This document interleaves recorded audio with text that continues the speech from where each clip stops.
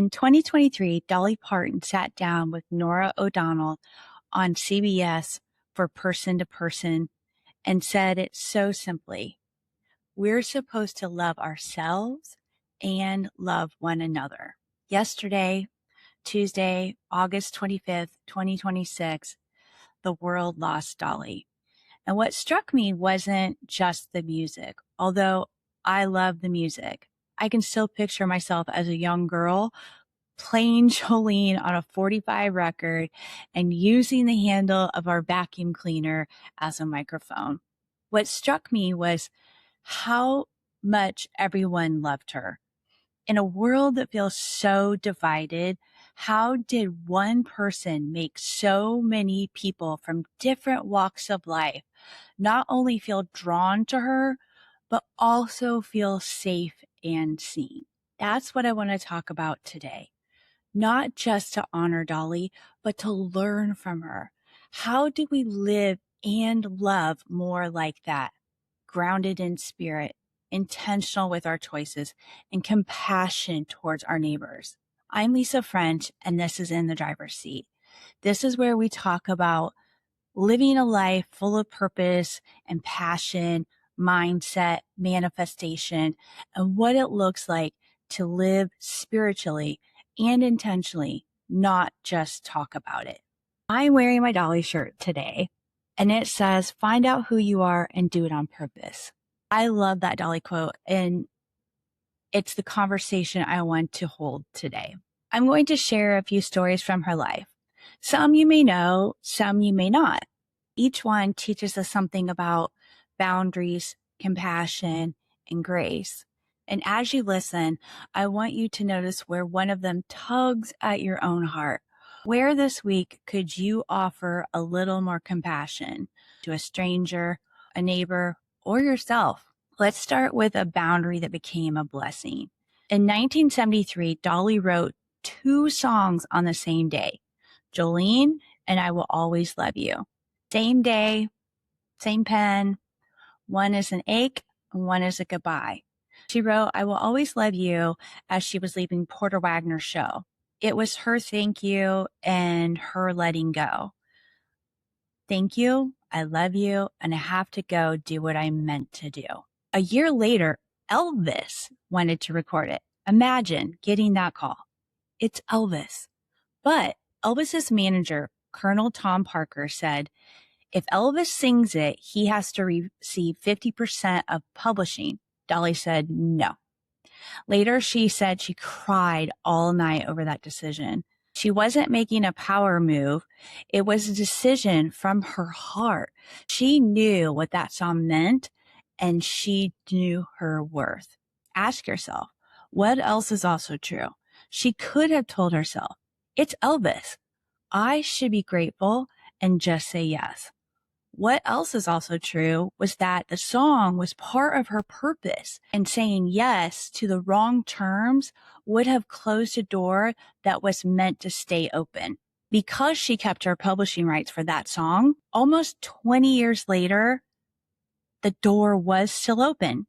And Whitney Houston recorded I Will Love You for the movie The Bodyguard in 1992. It became one of the best-selling singles of all time. And the songwriter, Dolly, received millions as the writer. Here's where it gets so Dolly. She didn't hold on to that abundance tightly. When Whitney's version earned her well over $10 million in royalties, Dolly took part of that and bought a large office complex in a Black neighborhood in Nashville in the Sevier Park area. She called it the house that Whitney built. She invested it right back into her neighbors. So the arc is boundary, alignment, abundance, then keep it flowing. Intentional living isn't always saying yes to the biggest name in the room. Sometimes it's saying no and then crying all night, but trusting the process and knowing that what is meant for you will find you. And then when abundance comes, you let it move through you to others. Maybe you're in a place right now where saying no feels hard. Let Dolly's story give you permission to honor what you know is right, even when it's not easy. The second lesson is about compassion that grew from Dolly's own hard story. In 1995, Dolly started something in her home county, Sevier County, Tennessee. It had nothing to do with rhinestones. She called it Imagination Library, one free high-quality book mailed each month to every child from birth to age 5, no matter what. Why did she start it? Well, her father, Robert Lee Parton, never learned to read or write.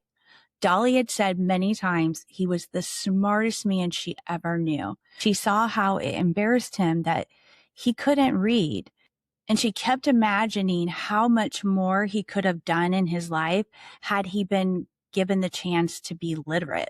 She took her own hard story growing up poor with 12 siblings in a small cabin in the Smoky Mountains and turned it into service. She didn't wait until she had everything all figured out. She started in one county with children just like she had been. Today, that program has gifted more than 270 million books across 5 countries, one book a month to a child who gets to feel like someone believes that they matter. And she kept giving in other ways. In 2020, she gave $1 million to Vanderbilt that helped fund Moderna's COVID-19 vaccine research. Same heart. Take what you have and circulate it where it's needed. So I want to pause here and ask you, where in your own life could a hard part of your life journey become service? It doesn't have to be big or perfect.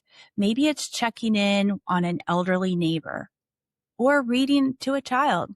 Maybe it's simply seeing someone who often goes unnoticed. Tell them thank you. Dolly started with one county. One small, consistent act of compassion, repeated with love, becomes a legacy. The third lesson is about giving grace to others to let them be themselves and the confidence to be yourself, which brings me back to that interview. In her 2023 person-to-person interview with Norah O'Donnell on CBS, Dolly said, "We're supposed to love ourselves and love one another."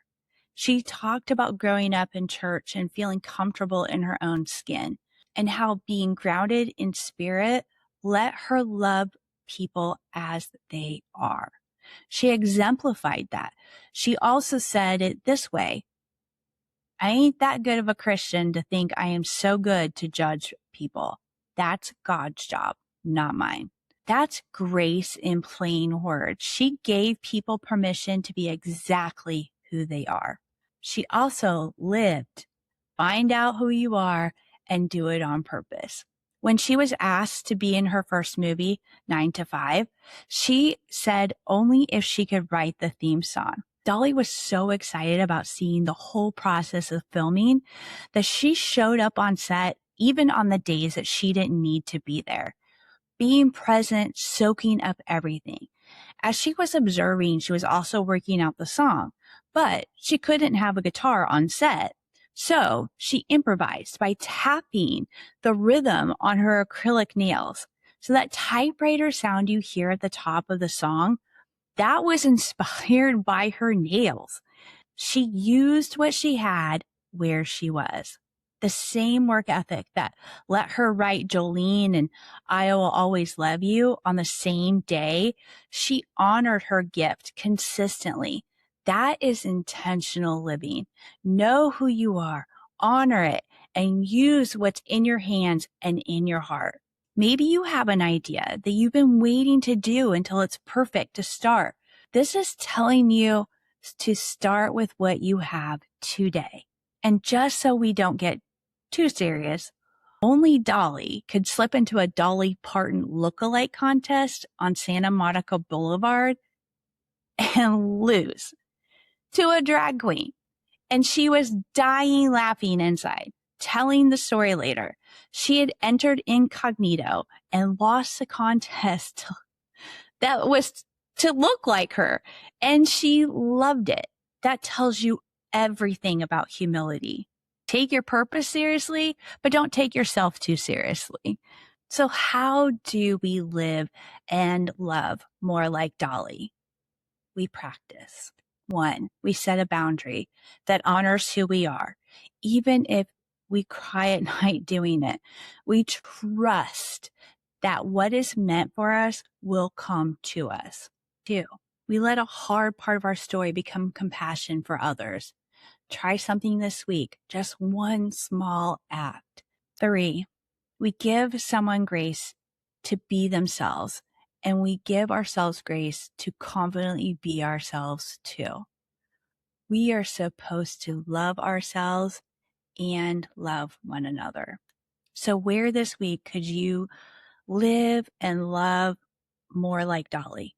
One but small, beautiful act towards a neighbor, a stranger, or yourself. Tell me in the comments. I read all of them. If this conversation grounded you today, subscribe and share it with someone who loved Dolly. And you can go deeper with me every Tuesday in my newsletter, Hello Possibility. The link to subscribe for free is in the show notes. Find out who you are and do it on purpose. Until next time, know you are always in the driver's seat.